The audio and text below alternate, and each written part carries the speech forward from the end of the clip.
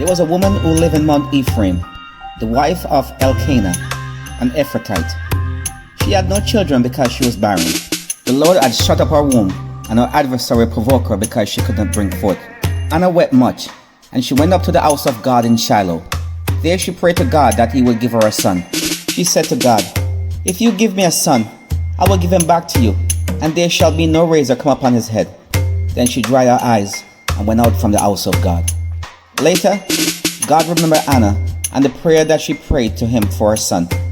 He granted her request, and she bore a son and called his name Samuel, meaning God had heard. Anna weaned her child, and after weaning him, she brought him up to Shiloh to the house of God.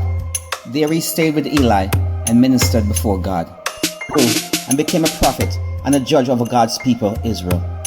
There's a blessing in patiently waiting upon God. Just know that God hears you, and he will answer you in due time. One of the hardest thing for a child of God to do is to wait, to have a little patience. Pray and wait. Wait and pray. That should be the song that every child of God have on their lips. There's a blessing in patiently waiting upon God. Just know that God hears you, and he will answer you in due time. God is not blind that he cannot see you, neither is his ear deaf that he cannot hear. There's a reason why God allows you to go through what you're going through. To you, it may seem that God is taking too long, but to God, he's right on time. God don't look at things the way you look at things, and your circumstances won't cause him to change his plan. We have to align ourselves with his working and put our life in his hands. He will answer you in due time when everything is set and ready. You see, God was working behind the scene, but Anna didn't know it.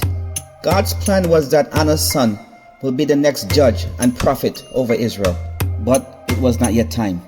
Eli's sons were wicked, but their cups was not yet full. It was not time yet for God to remove them. Eli's sons were wicked. He never disciplined them, nor removed them from the priesthood. God allowed the enemy to slew them, and the ark of God was taken from them. When Eli heard that the ark of God was taken, he fell back from off his chair, broke his neck, and died. After this, Samuel became judge over God's people, and he judged Israel all the days of his life.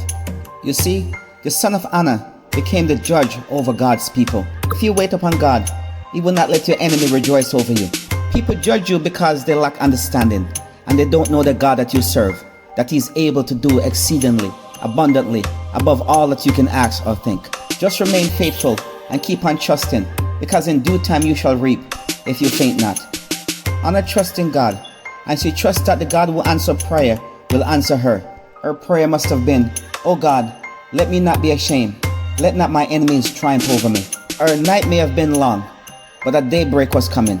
Weeping may endure for a night, but Samuel is coming in the morning. After she had her son, Anna prayed, "My heart rejoiceth in the Lord. My horn is exalted in the Lord. My mouth is enlarged over my enemy, because I rejoice in thy salvation.